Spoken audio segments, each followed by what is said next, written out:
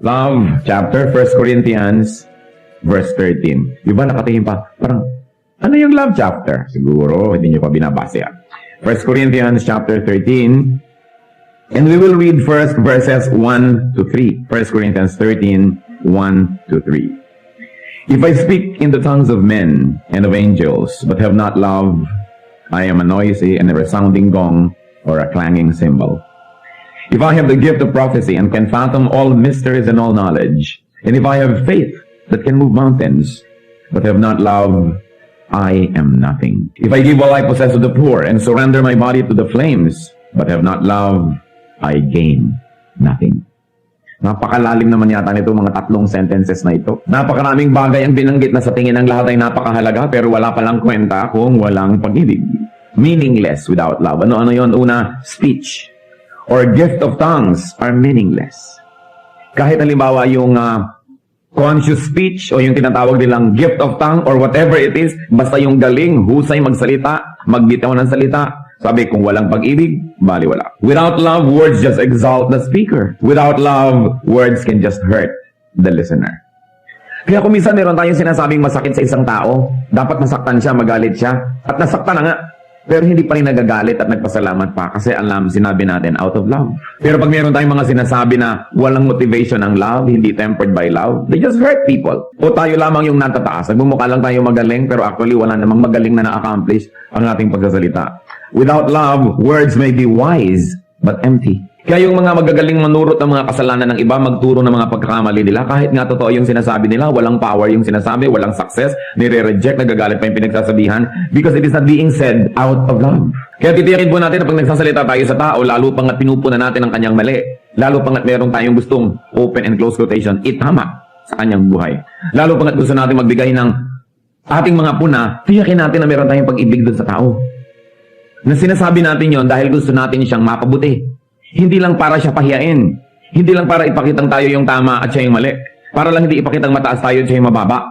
Na pagka tayo may pinagalitan man o sinabihan man ng kahit anong bagay, ang dahilan pag-ibig. Kaya if we don't have love, we don't have right to criticize. Yun ang pinagkaiba ng criticism at rebuke. Yung rebuke nagmumula sa concern and love. Gano'ng karaming tao pinagsasabihan natin dahil actually gusto natin siyang ibaba o gusto natin siyang mapagalitan o gusto lang natin maipakita ang ating offense, ang ating tayo yung na-offense sa kanilang ginawa. Pero hindi naman talaga totoo sa puso natin. Gusto kasi natin siyang matuto para siya mag-improve. Kita yun ng Diyos. It is the love behind the word that empowers it. Kaya kadalasan pag sinabihan tayo ng ating girlfriend o boyfriend o kaya wife o husband o nanay o tatay, ang lakas ng influence. Kasi alam natin na mahal tayo ng tao na yun, na hindi siya magsasabi ng isang bagay na hindi naman minomotivate o pinalalakas ng kanyang pagmamahal sa atin. Kaya nga yung mga mahal natin at nagmamahal sa atin, ang laki ng influence Because we know that they're speaking out of love. Speak of love and speak out of love. Speech without love is a failure.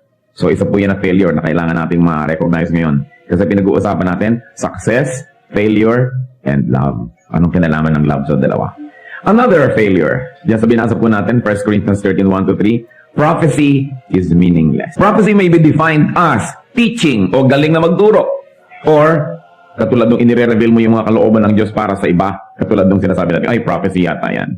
But actually, the gift of prophecy is really concerned about expounding on the Word of God, on the truth, and teaching it to people.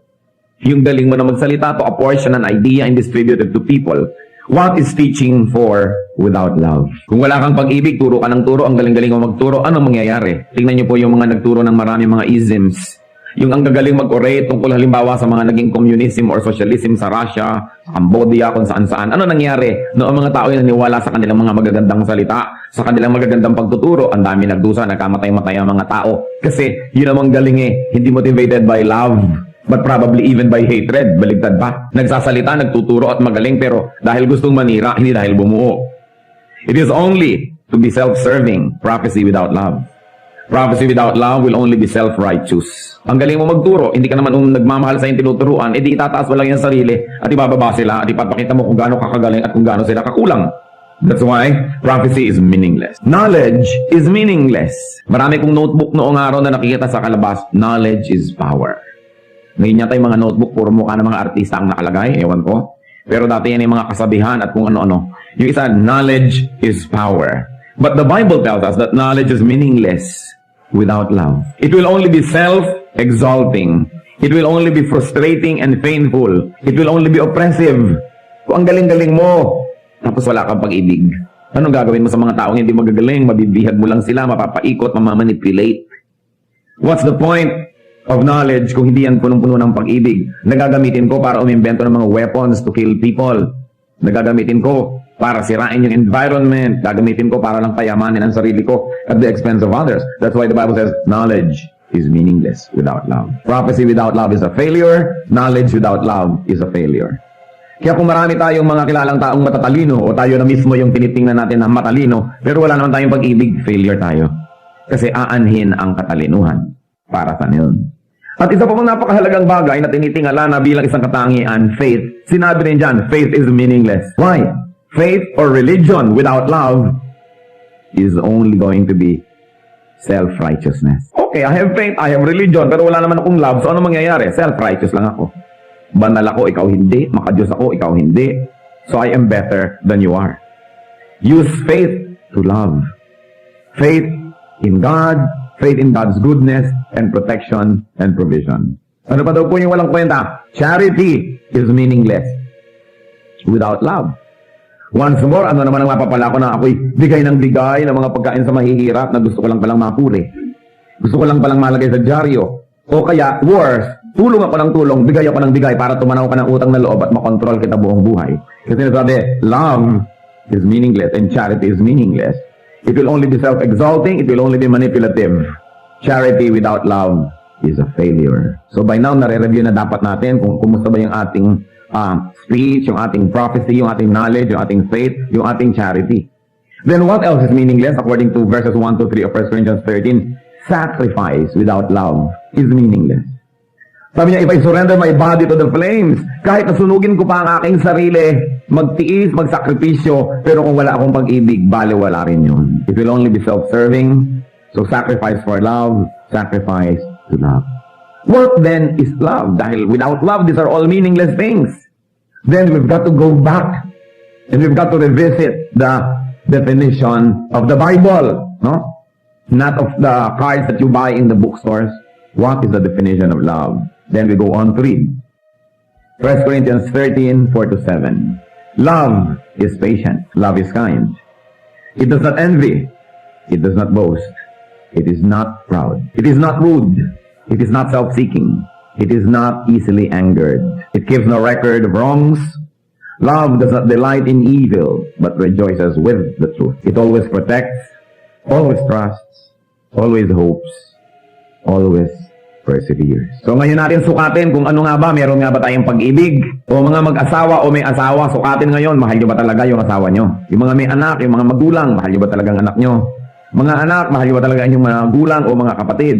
Mahal ba natin talaga yung ating mga kaibigan o nobyo o nobya o mga kasama sa trabaho o sa church, wherever?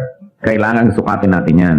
Sabi unang-una, love is patient. Love is not in a hurry. Kaya yung mga may mga magnobyo na may mga sexual desires sa isa't isa na hindi makapag-intay, hindi yan love. That is lust. Yung pinipilit ka na ngayon ha, kasi Valentine's Day. Sige na.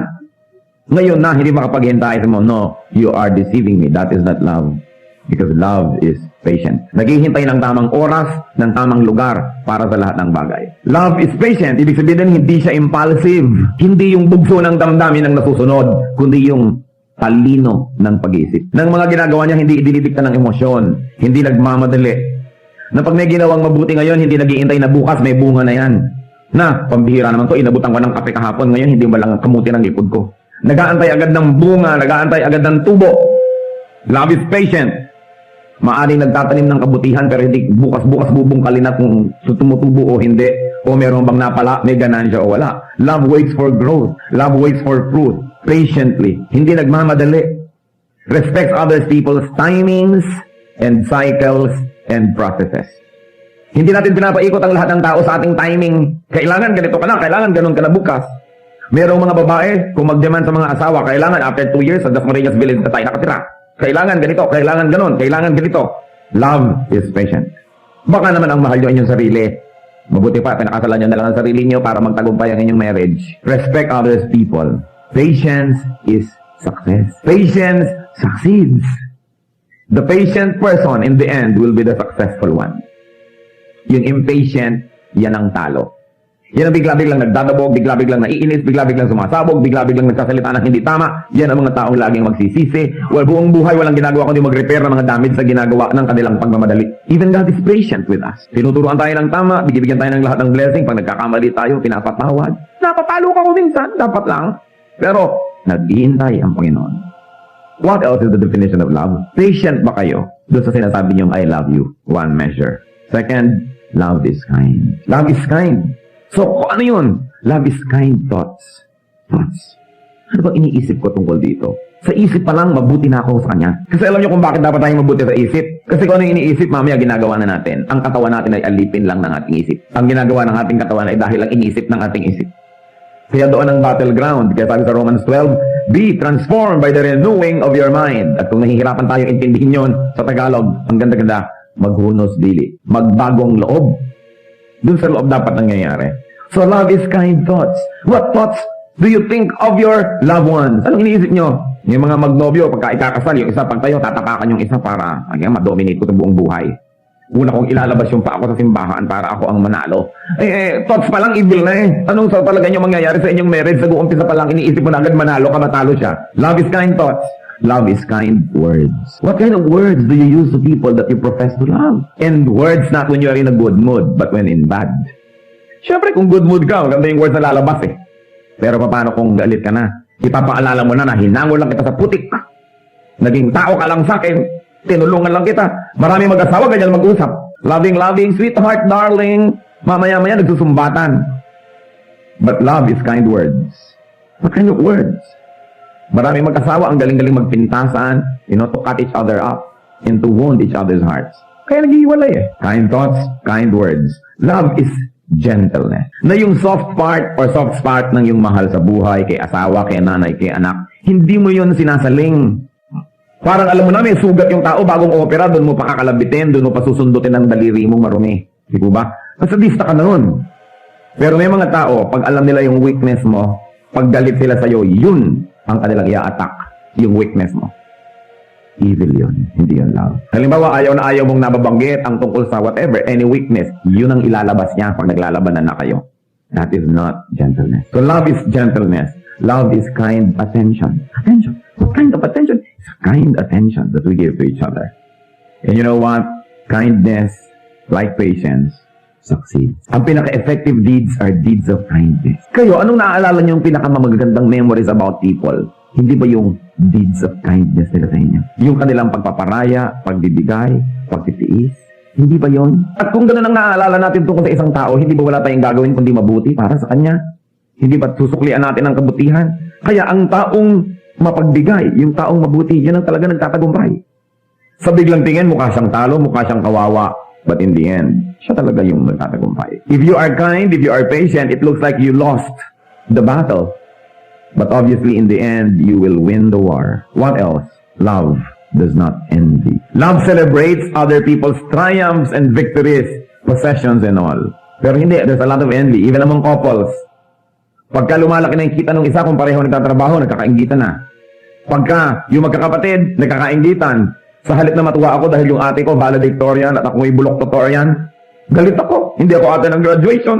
Hahanap ako ng mga weaknesses niya at ibabalandra ako sa buong bayan, lahat-lahat. That's envy. Many people who are supposed to love actually envy. Samantalang dapat kang matuwa. Yung kamag-anak mo, naging mayor, yung pinsan mo, naging beauty queen, or whatever. May tagumpay itong kapitbahay mo, yumaman yung kapitbahay mo. Di mabuti.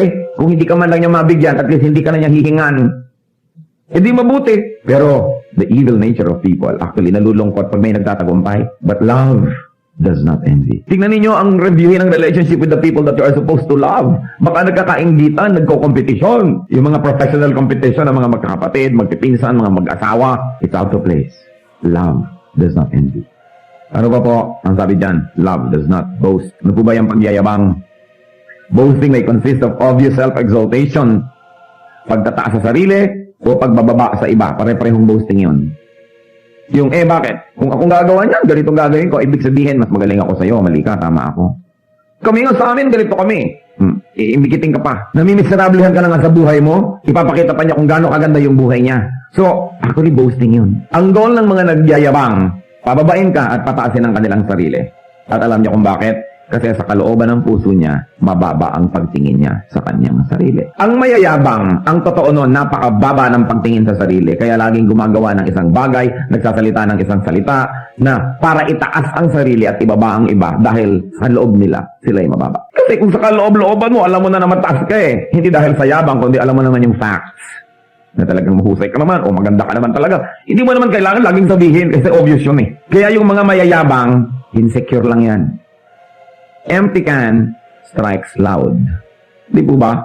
Pag may latang maingay, walang laman. Kasi yung latang puno, tahimik. Kaya ibangga nyo, kaya ihulog nyo, tahimik. Puno eh. Yung walang laman, ang ingay.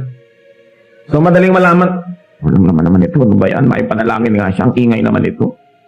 Yung lagi nilang, look at me, ako'y bida, ako'y ganito. Kung hindi pa sa akin, kung hindi pa sa akin. Yung ganon, yung mga insecure mga tao. But love does not boast. If you really love, you do not boast. You love the poor. Tapos i-display mo pa lahat ang yaman mo para lang sa miserablehan. You love people. Pagkatapos iinggitin mo pa. Boasting may consist of threatening others with one's absence. Boasting yon. Yung lagi nalang ipapanakot, sige, mawawala ako sa buhay mo. Tignan ko lang kung anong mangyari sa'yo. I'll walk out of your life. Ikaw din. Boasting. What else? Proving what harm one could inflict on another. That's boasting. Yung sige, sinubukan nyo ako, malalaman nyo kung sino ako. Gagawa ka ngayon ng lahat ng magagawa mo para sa saktan. That's boasting. Papakita natin kung ano tayo, what harm we can do. Can you imagine how wicked people have become na ipinagayabang nila how harmful they can get? Get rid of boasting to your spouses. Sa mga may asawa, this is one major crime, yung nagyayabang kayo sa inyong asawa. Para nyo bang laging ipinapakitang, ba, kahit umalis ka, I will survive. Kanta ka ng I will survive. Ipapakita mo pa na actually mag-i-improve ang buhay ko pag nawala ka, hindi kita kailangan, this and that. Get rid of boasting to your parents. May mga anak naman ang yabang-yabang din sa mga magulang o kaya sa kanilang mga kapatid. Tapos sa mga kaibigan, ba't pa kayo nagkaroon ng kaibigan kung iinggitin nyo lamang at lagi na lang kayo magmamataas? Di wala yun. You need fans, not friends. Boasting fails to exalt a person. Kasi ano ba yung goal? Itaas ang sarili, ang totoo, yun naman mayayabang, hindi naman talaga tumataas. Yung mga tao pagtalikod doon, ano ba yun? Hangin naman. Diba? Ang lakas ang hangin. Yung hindi niya talaga naitaas ang kanyang sarili, lalo lang siyang bumaba. Nabibigo ang kanyang ginagawa. Love is not proud. Pride can take the assume of needless self-sufficiency. Papakita mo sa tao na hindi mo siya kailangan. Pride yun. We need each other. We need each other. Pride can take and assume the shape of not admitting one's errors or shortcomings. Nagkamali na, ayaw pang aminin ng nagkamali. O inaamin na sa loob, ayaw pa mag-sorry. Pride yun eh. Alam nyo po, there are very, very few miraculous or magical words in the vocabulary of human beings.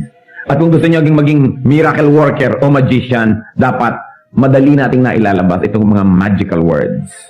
Isang doon, I'm sorry. Grabe ang nagagawang miracle ng word na yan. Nakasakit ka, nagkamali ka, pero here you are and really meaning it, saying, I'm sorry. Meron pa yung, excuse me. Napakahalaga ng word na yun. Excuse me, I'm sorry, at thank you. Siguro kung may i-recommend ako sa inyong tatlong masasabi lang buong buhay, yung talagang halimbawa pipi ka sa ibang salita, yun lang ang pwede mong masabi, I'm sorry, excuse me, thank you, buhay ka na. Totoong tao ka na. Kasi ang hirap sabihin yun kung mapagmalaki kayo, I'm sorry.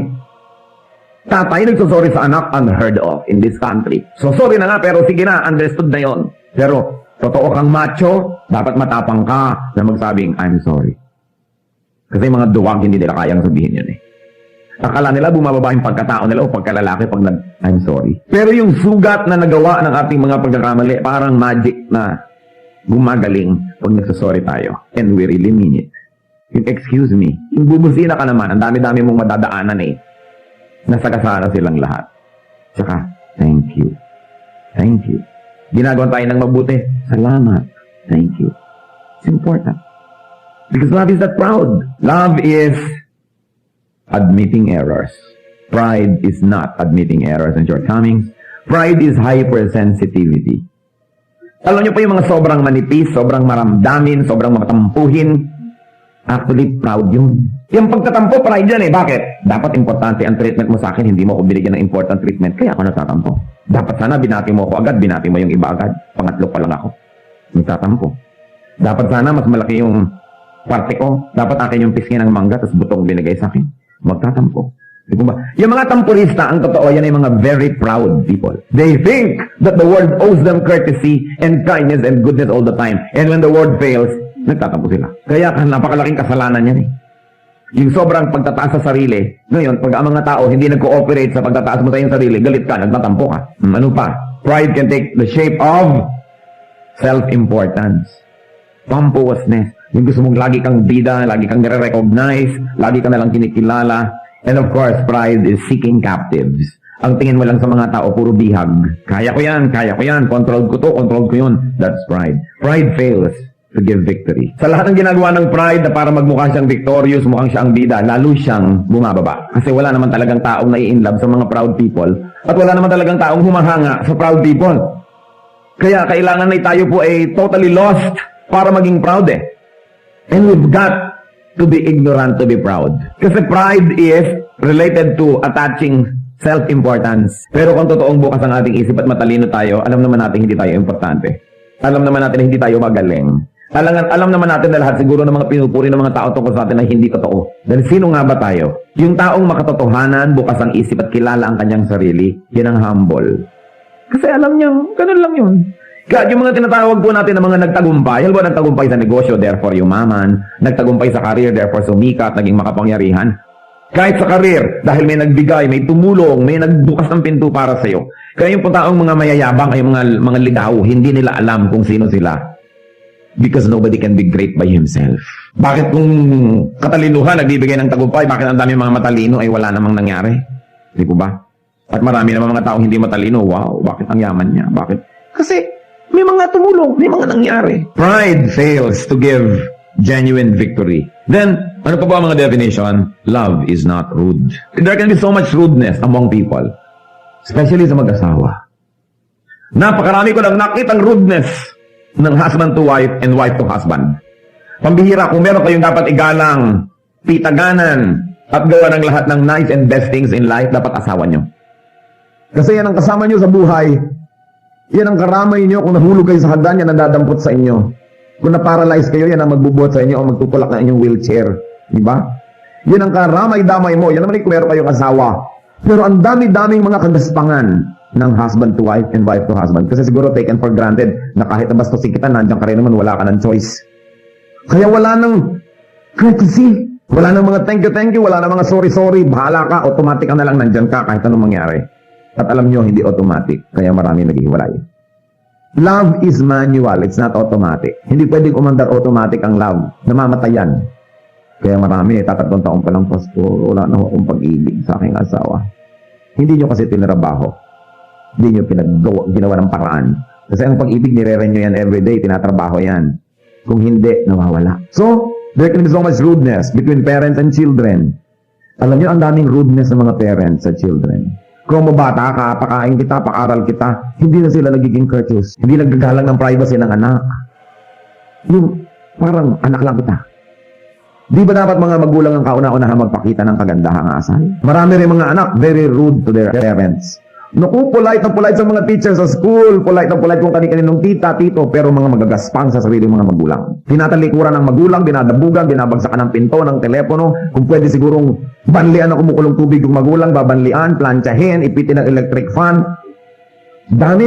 Mga anak lalo, dapat magalang kayo sa inyong magulang. Sa lahat ng tao sa mundo, ang dapat na ginagalang ng tao ang kanyang mga magulang, ang kanyang asawa, and then ang kanyang mga kapatid. Kasi when all the chips are down, pag tinalikuran kayo ng mundo, yan ang mga matitira sa inyong buhay. Magulang, anak, asawa, mga kapatid. Yan ang natitira kahit anong mangyari. Kita nyo, yan ang nandyan. Kaya kailangan, courteous tayo sa kanila.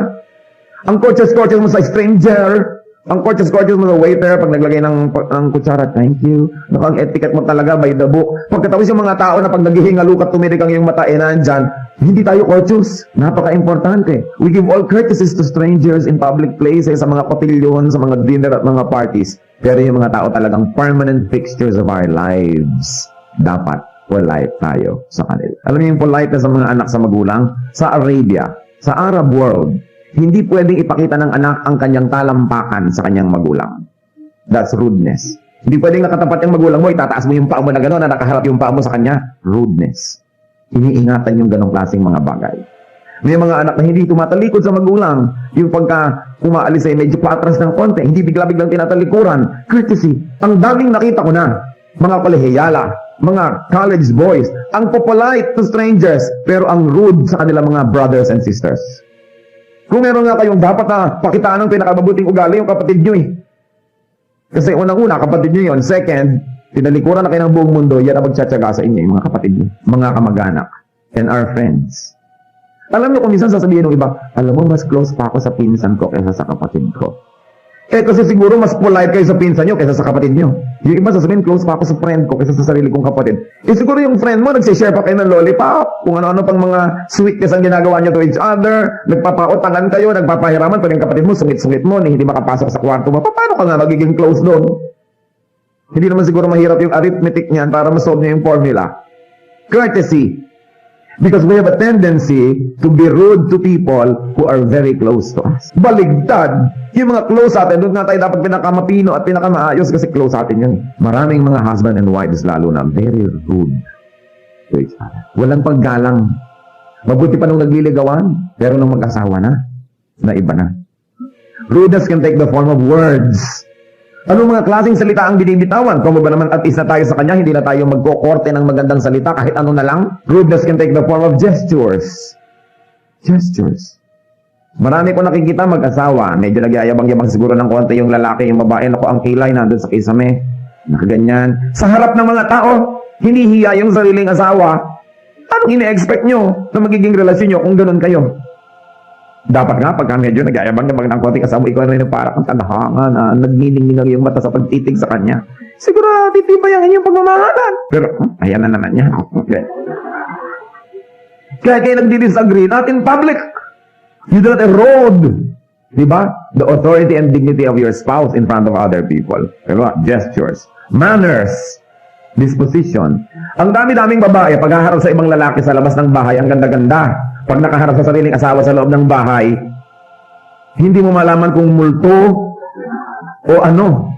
Bakit ganun? Ang rude-rude sa harap ng asawa ko, ano-ano mga nakalagay, bla bla bla. Pagkatapos sa harap ng iba, paglabas ng bahay, ang ganda-ganda. Sino ba pinagpapagandahan nyo? Mukhang tiriring kayo sa bahay. Tapos ano, sino dinidisplay mga lalaki sa kalye? Dapat nga, polite ka sa iyong asawa, di po ba? Na tinisikap mo talagang to be the best. Kaya naman marami mga tao pag tagal, alam mo, parang na lang kami magkapatid. Eh bakit nga hindi kayo magiging para magkapatid? Eh lagi na lang nakabuyang-yang na parang kinulay yung babae. Wala nang itinago, wala nang charm, wala nang magic, wala nang mystery.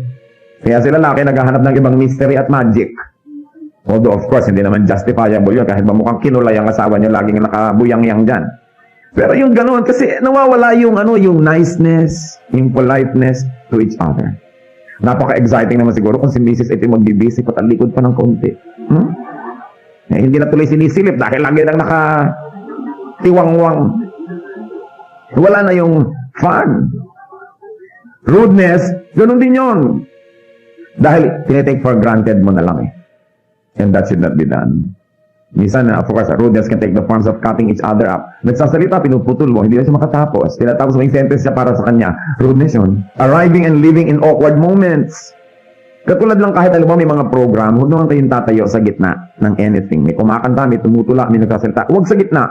Pag nagtatransition, may bababang speaker, may aakyat na iba. Doon kayo tatayo o uupo o hindi. Nasa kalagitnaan ng isang bagay, may tatayo, may aalis o may darating. That's rudeness. Itinatiming natin lahat yung mga ganun. Rudeness fails. It always fails to bring goodwill and to bring victory. What else is love? Love is not self-seeking. Yung totoong love, you before me, not me before you. Dinidefine po natin according to the Bible. Ine-expound ko lang yung sinabi ng Biblia. Hindi ko ini-invento ang mga definition na ito. Love is not self-seeking, hindi ako muna, saka ka na. Dapat ikaw muna, bago ako. Love is not obsessed with investing for profit. Yung mga iba, hindi mo malaman kung love o investment. Gagawa ng mabuti dahil inaasahan bukas, gaganti ka, gagawa ka rin ng mabuti. Ang tunay na pag-ibig, gumagawa ka ng mabuti dahil kay mabuti, kahit pa nga ano yung gawin ng tao, pabalik sa'yo, gumagawa ka pa rin ng mabuti. Kasi kung ang ina-expect mo lang lagi ay profit, negosyo yan. Hindi yan love. Love is not self-centered but other-centered. Being self-seeking fails to give value to self. Ang tunay na halaga natin ay hindi yung halagang pinipilit nating ilagay sa ating sarili, at pinipili natin ng ibang tao sa paligid na ibigay sa atin. Ang tunay na halaga natin, yung kusang ibinibigay na pagpapahalaga sa atin ng iba. Yung kusa. Hindi napilitan dahil natakot, so nag-vow na good morning sa'yo. Dahil natatakot lang pala sa'yo, kaya ka ginu-good morningan. Pero kung hindi ka na niya papansinin, edi wala talaga tayong halaga. Ang ating antayin yung pagpapahalaga ng iba, hindi yung pagpilit natin sa kanila na magpakita ng mga ceremonial na pagpapahalaga sa atin. Love is not self-seeking. And then, of course, love is not easily angered. Still, we're talking about 1 Corinthians 13. Pangwalo na nga na definition natin ito kung nagbibilang kayo. Love is not easily angered. Hindi madaling magalit. It is considerate and broad-minded. Kaya siya hindi madaling magalit. Hindi lang dahil magaling siyang magtimpi. Although that is good. Na, galit na ako, pero nagtitimpi ako. So hindi ako nagmumukhang galit. Pero ang totoo ay galit ako. Hindi po ba? Pero yung talagang love that is not easily angered, hindi nagmumukhang galit. Dahil sa loob, hindi talaga galit. Iba naman yung mukhang galit at iba naman yung talagang galit. Di po ba? Iba naman yung hindi naman siya mukhang galit, pero galit siya. Pero ang pinakamabuti yung hindi ka mukhang galit dahil hindi ka naman talaga galit. At nangyayari yon pag broad-minded tayo. Yung bang hindi ka binate, yung people that are easily angered, inis na makuha. Inis mo ako, ininsulto ako. Pero yung broad-minded, siguro hindi ako nakita. O siguro nagmamadali. Makapupunta sa banyo. Kaya hindi na ako napansin. O siguro baka may ulcer. Yung kung ano-ano, broad-minded ka. Hindi yung bang bibintangan mo agad yung tao na sinadya ka niyang saktan. Na ang pinakamatayog niyang layunin eh, yura ka lang yung dangal. May ganun, kaya ka madaling magalit eh, kasi marumi yung isip. Galit ka agad, dahil iniisip mo, sinasadya ako nito. Yung natapakan mo, bakit mo ako tinapakan? Natapakan ko kayo, hindi ko kayo tinapakan. Di ba? Iba yun eh. At yun ang once mo, kita nyo ang ganda-ganda ng wikang Tagalog. Kasi walang equivalent sa ibang wika yung natapakan at tinapakan. Iba yung napatay at tinatay. Sa English, you killed her. She killed her, di ba? Sa Tagalog, napatay niya siya. Tinatay niya siya. Magkaiba. Kaya magkaiba yun. Meron naman, akala natin lagi tayong sinasadya. Kaya galit eh. Sasabihin, bakit mo kinalimutan dalhin yung kailangan ko? Nakalimutan. Hindi kinalimutan. Pero nakalimutan, hindi ka naman dapat magalit. Nakalimutan eh. Di po ba? Natapakan ka. Hindi naman tinapakan. So dapat hindi marumi ang ating isip. So that we will not be easily angered. True love is seeking the truth before making a decision. Hindi madaling magalit. Umuwi ang anak. Napagalitan po ako ng teacher. Hindi galit ka agad sa teacher. Bakit kaya? Sinunog ko lang naman po ang building. Napagalitan ako ng teacher. Ay, kaya naman pala anak ka napagalitan. Sinunog mo yung building. Hindi ka kampi ka agad dahil kamag-anak mo to o mahal mo to sa buhay. Hindi ka na ng totoong love. Yung totoong love, nag-aantay, you suspend judgment, nagre-research, bago ka magalit. Hindi yung sisilakbo agad ang yung damdamin. Kailangan broad-minded. Anger fails to win. It fails. And then 9, love forgives. Kung may kaisa-isa akong ipapayo sa mag-asawa para magtagal ang relasyon, isa lang ipapayo ko. Forgive. Lahat naman ang naghihiwalay, isa lang dahilan eh. Hindi nag-forgive. Yun lang. Why do we need to forgive? Unang-una, because everybody, including ourselves, will fail. Pwedeng minali o nagkamali. Magkaiba na naman yun, di po ba? Pwedeng sinadya o hindi sinadya. Dahil sinasadya man o di sinasadya, ang tao magkakamali, magkukulang. Kung ang ilalagay nyo, mananatili ang ating relasyon kung perfect ka, naku, maghihiwalay kayo. Dahil magkakamali siya, magkakamali ka. Pero mananatili ang ating relasyon dahil kahit anong mangyari, papatawarin kita. Mananatili talaga kayo. Forgiveness. Hindi mo sasabihin, nagkasira naman kami dahil nagkamali siya. Ako naman ang tama, nagkamali naman siya. Oo nga. Pero yung hindi mo pagpapatawad, edi mali ka na rin. Pareho na kayong mali, nauna lang siya. Pero ikaw yung mas bago. You are more recent. Di ba ba? Nauna lang siya, pero ikaw yung mas sariwa ang pagkakamali. Kaya kailangan pareho kayong magkamali para kayo maghiwalay eh. Gumawa siya ng maling-mali. Ikaw naman, hindi ka nagpatawad. Pareho lang kayong mali. Hindi naman yan excuse para sa mga gumagawa ng mali na blackmailin nyo lagi mga asawa nyo. Oy, magpatawad ka. Di ba? Dahil kayo rin tinuturuan, you must be kind, courteous, lahat-lahat. Itinuturo rin yun. Pero when all else fails, when nothing works anymore, there's only one thing that will be left working and effective. Forgiveness. So, love forgives. Sabi, it keeps no record of wrongs. Ang ganda nga nung talinghaga. Dahil marami mga tao, they keep record of wrongs. Pagka, halimbawa, nagkamali yung asawa, Ganyan-ganyan ang ginawa mo noong June 2, 1962, July 4, 1977, at December 31, 1980, ha? Ba, alam lahat. Huwag kayong mag-iingat at mag-iipon ng mga ganong bagay. Kasi bakit iniingatan, iniipon? Kasi naghahanda kayo ng gera. Pag nag-iipon kayo at nagtatanim, ibig sabihin lang, may pinaghahandaan kayong confrontation para mailabas yung lahat. At pag naghahanda kayo for confrontation, you will get it. Kita niyo yung mga mahilig mag-aral ng martial arts, laging napapaaway. E paano? Gusto nila lang magamit yung mga nalaman nila, kaya talagang sa little excuse makikipag-away. Kita niyo may barel, nakakapamarel. Makakapamarel ba kayo kung wala kayong barel? Kaya kung ayaw niyong mapasubong mamarel, huwag kayo maglagay ng barel. Ganon din yun, yung nag-iingat ng mga at nag-iipon ng mga kamalian ng kapwa. Darating ang araw, isusumbat niyo lahat yun. Kasi, kaya niyo iniipon para maisumbat. And there's one thing I like to remind you. Pag isinumbat niyo ang pagkakamali ng isang tao, lalo ang kabutihang ginawa niyo sa kanya, bayad na. Naisumbat niyo na, bayad na. Kung pinakain kita nun, tinulungan kita nun, bayad na. Isinumbat niyo na eh. Kaya wala na siyang utang na loob. Pag isinumbat na, wala na tayong utang na loob. Bayad na. Kaya kung gusto niyong manatili na may estimang tao, huwag niyong sinusumbat-sumbat ang ginagawa niyong mabuti. Kasi nabubura. Sa halip pa nga kung minsan na-affection ang naramdaman ng ginawa natin ng mabuti, inis pa eh. So, failure ka. Kasi nanunumbat ka eh. Pinag-uusapan po natin yung success, yung failure at yung love. Kung ano ang kinalaman ng mga bagay na yon. Anything done not out of love will fail. Kahit mabuti yung gawa, tapos isusumbat mo, wala na. Bayad na, tapos na. Sayang. So love forgives.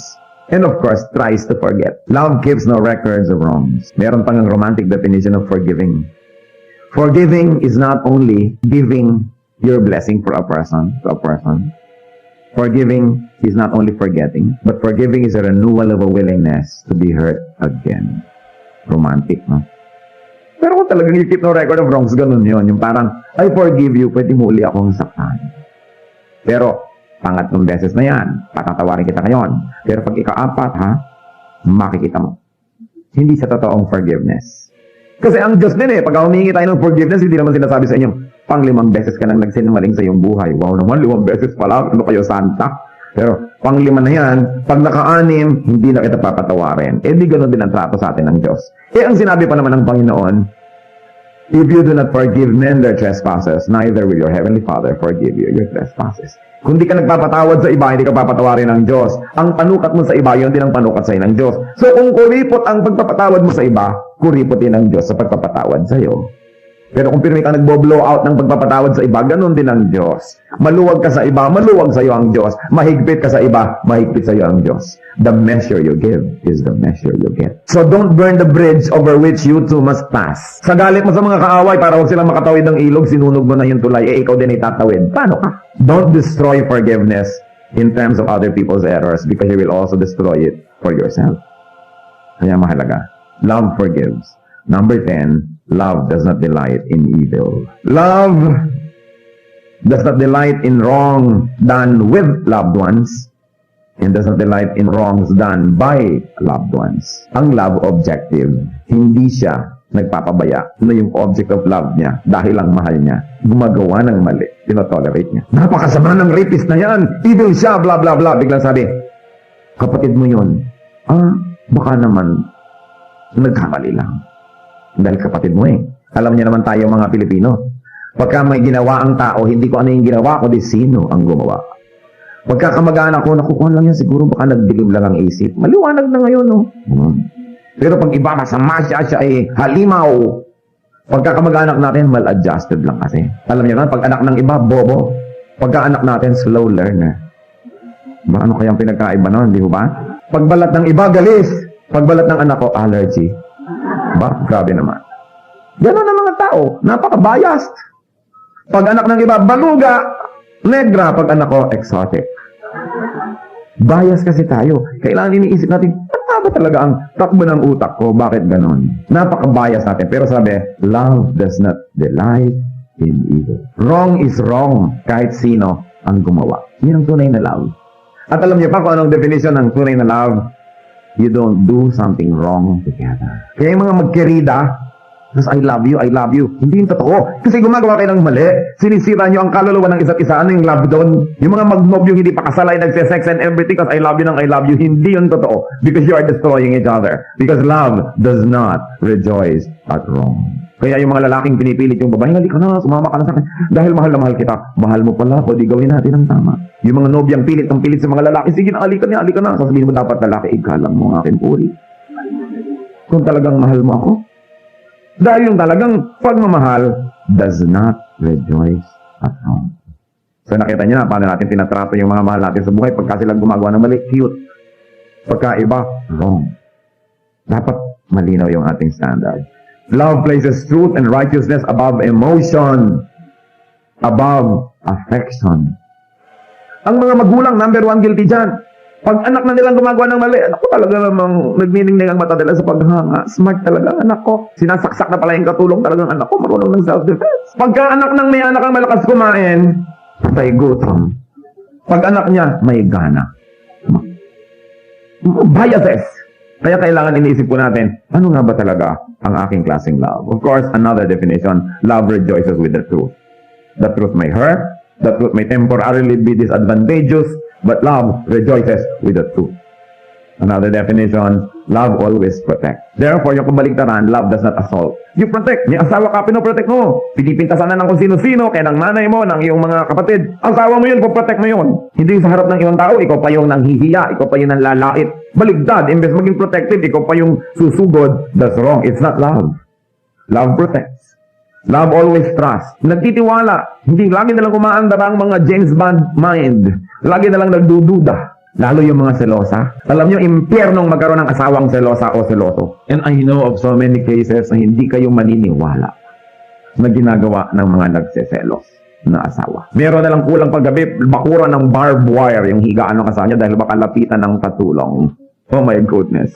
Di ko ba? Sa bagay, meron nga sigurong lumalapit din. Pero oras na nawalan kayo ng trust. And every day, lagi kayo nagsususpecha, alam nyo, magiging kayong halimaw. Lovable man kayo dati, maiinis na yung minamahal nyo dahil sinasakal nyo na siya, nakabantay kayo ng nakabantay. Ano ko, ang dami mga asawa, umuupa pa ng ano mga ahente para bantayan yung mga asawa nila. So bagay, meron naman talagang dapat bantayan. Di ikadena na lang. Pero yung sobra, I'm talking about excessive distrust. Lahat na lamang ng ginagawa meron kang ibang pakahulugan.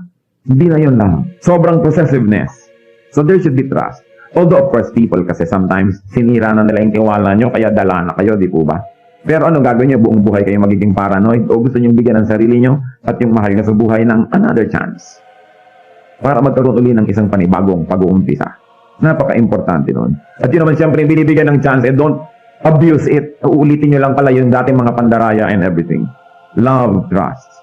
Tapos, definition natin number 14, love always hopes. Lagi siyang umaasa. Lagi siyang merong hinahanap na positive. Siya ay prayerful, expectant of good things. And then number 15, love perseveres. Hindi siya madaling sumuko. Siya ay matibay. Hindi siya madaling nag-give up. Now, what is the power and success of love? Kasi pinag-uusapan natin, failure, success, and love. 1 Corinthians 13:8, love never fails. Kita nyo? Love never fails. But where there are prophecies, they will cease. Where there are tongues, they will be stilled. Where there is knowledge, it will pass away. In other words, love always works.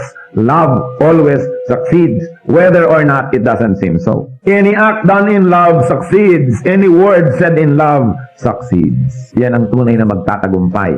Yung mga ginawa, mga sinabi, inisip ng tunay na pagmamahal. Yan ang matatandaan ng tao. Yan ang maaalala lagi. Gifts, skills, talents, they will stop to be effective. And without love, they are meaningless. What good is a prophet, a speaker, a genius without love? Kita nyo, ang dami-daming tao mas matalino kaysa doon sa mga, let's say, asawa nyo, pero talagang doon pa rin ako kahon. Ito sa yun ang nagmamahal sa akin. Ang ganda-ganda mo nga, hindi mo naman ako mahal. So, aaning kita. Di ba? Ang galing-galing mo nga, hindi mo naman ako mahal. Anong gagawin mo sa akin? Alilain mo lang ako. Doon na lang ako sa nagmamahal sa akin. Love succeeds. Love is attractive. Yun ang mga tao, kung ano ginagawa nila para maging attractive. Pero you want to be attractive. Yung pinagkukumpulan kayo ng mga tao, laging gusto kayong nando, lagi kayong imbitado, lagi kayong hinahanap. Love people. Yan ang tunay na attractive quality. Pero talagang yung tunay na malalim na attraction, you want to be really attractive, be loving. It's good to be beautiful. But what is good will soon become permanently beautiful. Kailangan good tayo, then we become beautiful and attractive. Nagsasayang ang maraming tao ng mga kung ano-anong mga pera para maging attractive. Although hindi naman masama siguro na maging pleasant ka, maging maganda yung itsura mo. Pero ang totoong lasting attraction or attractiveness is our heart. Kung loving tayo, marunong tayo magmahal, and all the qualities we talked about, people will find us attractive. Love always wins. Dapat natin tandaan. Actually and spiritually. Kahit parang hindi ka paglang nanalo, panalo rin yan in the end. You know why? Because God looks at our hearts. And God is our final judge. Kahit na mali ang inisip ng iba sa atin, hindi nila tayo sinuklian ng kabutihan, pero sa ating pagmamahal, haharap tayo sa Diyos one judgment day. And it is God who knows our hearts. And eventually in the court of God, even if in the court of men, love did not seem to win, or it doesn't always seem to win, in the court of God, it is the winner. Yung taong tunay na nagmamahal, hindi yun natatalo, hindi yun dehado. Love opens doors. Di po ba? Love breaks walls. Love builds bridges. Love inspires, nurtures, and brings out the best in others. Love beautifies. Kaya kung minsan mo, in love ka siguro, no? Ang ganda-ganda mo. Love beautifies. Love edifies, and love gives life and zest. Ibibigay ng gana. So talagang love is powerful. Yung iba, gusto nila maging military general, maging president ng kumpanya, gusto nila maging ganito, maging ganon, para maging powerful. But he who loves is the one who is truly powerful. Kasi pag mahal natin yung tao, di ba, ibibigay mo yung dugo mo, ibibigay mo yung abdo mo, ibibigay mo yung lahat, dahil mahal mo siya eh. So sino ang talagang tunay na may kapangyarihan? Yung nagmamahal. Yung mga fake na kapangyarihan, as in military power, power ng muscle or strength, pag nanghina ka na, hindi ka napapansin ng tao. Pero yung nagmamahal at minamahal mo, habang humihina, mas pinapansin mo. Di po ba? Habang nawawalan siya ng kapangyarihan, nandito ka ngayon naka-assist. Yun ang tunay na panalo. Love is powerful. Love never fails. He who loves succeeds. Kaya po tayo pupunta na sa final sagot ng ating bugtong. Paano ba nagiging successful ang isang tao? Be loving. The person who loves succeeds. Because love, according to the unchangeable Word of God, the wise Word of God, sabi, love never fails. Kahit naiintindihan natin yan ng buo o only partially, paniwalaan dyan sa salita ng Diyos. Love never fails. Christians are loved by God, therefore, Christians are to be people of love. Yun ang dapat matandaan sa atin. Hindi yung, wow, ang galing naman ng doctrine yan. Kasi hindi naman loving. Anong gagawin mo? Magiging ka lamang self-righteous. Although okay naman na maganda yung doctrine, but without love, it's nothing.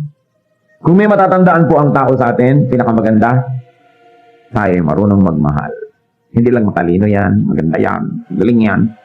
Dapat marunong tayong magmahal.